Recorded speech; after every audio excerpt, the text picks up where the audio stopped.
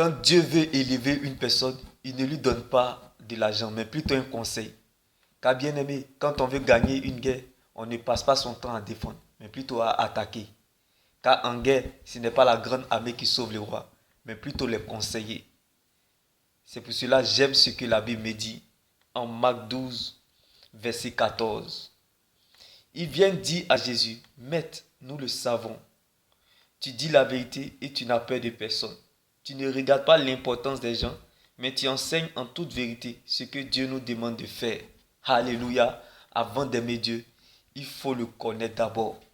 Là où la main des hommes s'arrête, la main de Dieu commence. Que les gens veuillent ou pas, tu entendras la voix de Dieu. Dieu se révélera à toi. Il changera ton identité. Il changera ton nom. Tout ce que Dieu veut, que tu quittes la dimension d'où les gens te portent, de prédicateurs. La dimension où ton cœur dépend des gens, des témoins. Le niveau où les gens décident sur toi, de messager. Que tu arrêtes d'être celui qu'on porte, le messager, pour devenir celui qui porte le message. Le but de Dieu, qu'un chrétien devienne un disciple obéissant. Le royaume des cieux n'est pas là pour épater la galerie, mais plutôt pour nous dire la vérité. Car bien aimés dans le Seigneur, nous ne marchons pas par la vue, nous marchons par la foi. Le royaume des cieux est le royaume de Dieu. Le royaume des cieux est le royaume de Dieu, d'où Dieu vit et il règne. La Bible pouvait nous le dire, les résidents de ce royaume, c'est ceux qui mettent la parole de Dieu en pratique, qui obéissent à Dieu. Et la crainte de l'Éternel est le commencement de la sagesse. Et la fin de la sagesse, c'est Christ. Christ est la fin de la sagesse. La crainte de Dieu est le commencement de la sagesse. Christ est la fin de la sagesse. Donc ça veut dire, bien aimé, l'onction sans la sagesse est une ruine de l'âme. La sagesse sans l'obéissance est une ruine de l'âme. La prière est bonne, mais les actions sont mieux. L'obéissance accompagne la prière. La parole de Dieu nourrit notre âme. La prière nourrit notre esprit. Alléluia, bien-aimé. Un homme sans Dieu est comme une voiture sans carburant. L'avenir du peuple dépend de son intercession. L'avenir du peuple dépend de son obéissance à Dieu. L'avenir d'une église dépend de son intercession. Les fruits que nous recherchons pour notre liberté dépendent de notre relation avec Dieu. Car c'est de notre relation avec Dieu que découle tout le reste. Pendant que Dieu cherche des brebis, il y a des cabris dans la bergerie. Tu ne peux pas servir si tu n'es pas serveur.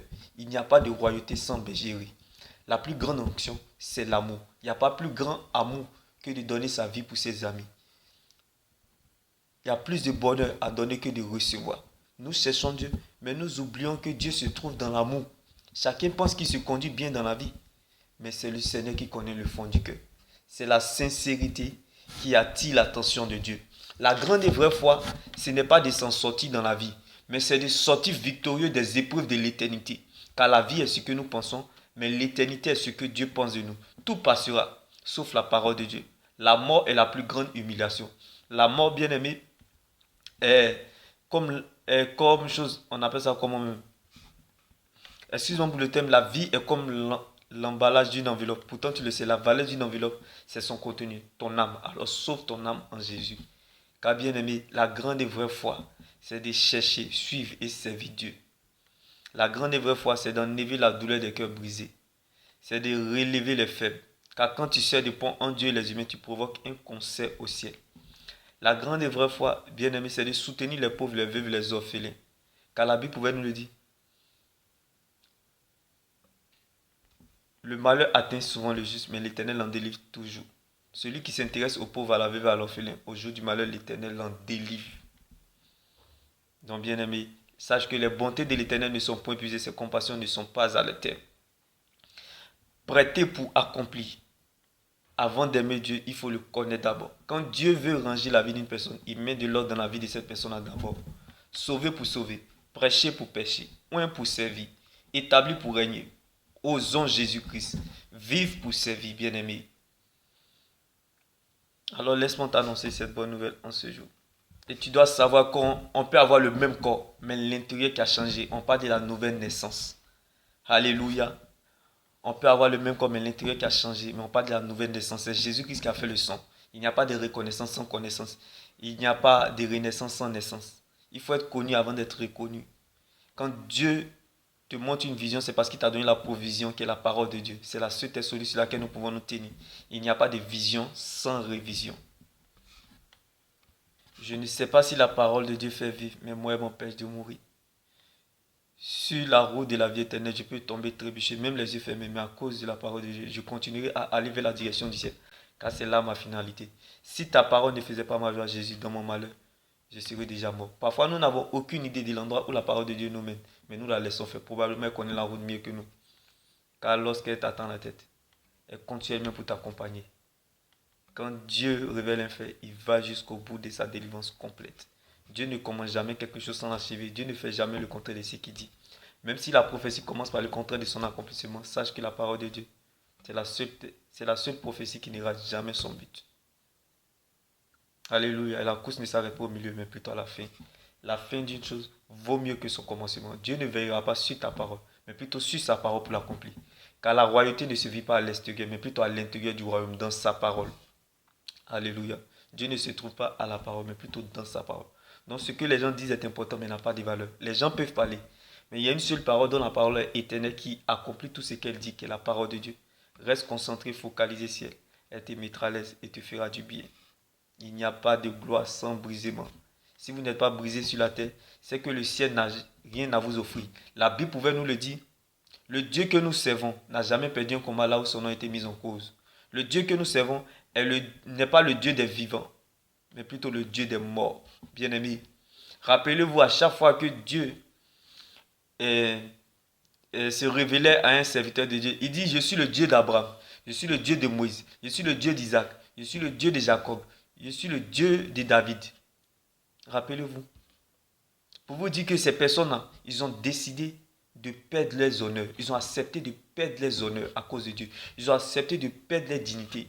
Ils ont accepté de perdre leur famille. Ils ont accepté de perdre leur mari, leurs femmes, leurs enfants. Ils ont accepté de perdre tout pour Dieu. Tu peux tout perdre sans avoir rien perdu parce que tu demeures dans le véritable. Un mort ne réagit pas. C'est pour cela que Dieu n'est pas le Dieu des vivants, mais des morts. Un mort, il est orgueilleux. Un vivant, il ne réagit pas, comme Lazare dans la tombe. Alléluia. Lazare a reçu sa résurrection, non pas parce qu'il était vivant, mais parce que c'était un mort. Est-ce que je parle à quelqu'un ce jour? Dieu n'a pas besoin que tu sois vivant, mais que tu sois mort. Oui, bien-aimé, ne meurs pas avant ton temps. Ne meurs pas avant l'heure. Ne meurs pas pour mourir, mais meurs avec Jésus. Ne meurs pas seul. Lazare est mort avec Jésus. C'est pour cela qu'il a été ressuscité. Qu'il en soit ainsi dans ta vie. Dieu a besoin des gens qui vont accepter de perdre leur honneur. Parce que pour suivre Jésus, il faut être fou avec les zinzins. Car c'est les fous qui iront au ciel. David avait la pierre en main, mais il comptait sur Dieu. Alléluia. Oublie tes relations. Oublie le privilège que tu as. Oublie ton argent. Oublie ton confort. Compte sur Dieu. Regarde le ciel. Compte sur Dieu et dépend de sa parole. Ne t'appuie pas sur ne sois pas sage à tes propres yeux. Ne t'appuie pas sur ta sagesse. Ne t'appuie pas sur ton intelligence. Car Dieu lui-même, il est l'intelligence. Lui-même, il est la sagesse. Dieu ne donne pas la vie. Il est lui-même la vie. Jésus-Christ de Nazareth. Il n'est pas un chemin, mais le chemin. Il n'y a pas un chemin sans le chemin. Apprends à t'effacer pour que Dieu écrive ton histoire. Apprends à t'oublier pour que Dieu se souvienne de toi. Apprends à disparaître pour que Dieu puisse apparaître. Bien-aimé, on ne peut pas donner ce qu'on n'a pas reçu. Comment te rendre la gloire, Seigneur, si nous ne la possédons pas? Nous cherchons et aimons Dieu, mais nous refusons de porter sa croix. C'est beau d'apprécier la gloire, mais mieux de vivre sa croix. Oui, il est plus difficile de gérer la gloire de Dieu que de la donner. Nous aimons la gloire, nous refusons de porter sa gloire. Tu ne feras pas de contraire. Non, tu n'emprunteras pas autre chemin que celui de la croix. Emprunte ce chemin. Prends le temps de bénir le Seigneur malgré tout, même si ce chemin ne te plaît pas. Car ta fin finira glorieuse. C'est ça qui est la vérité. Quel que soit le temps que tu cherches, le jour que tu trouves, tu trouveras ce que tu cherches. Frappe jusqu'à ce qu'on trouve. Le jour qu'on trouve, on trouvera la porte à laquelle tu as frappé. Tu m'es béni. Shalom.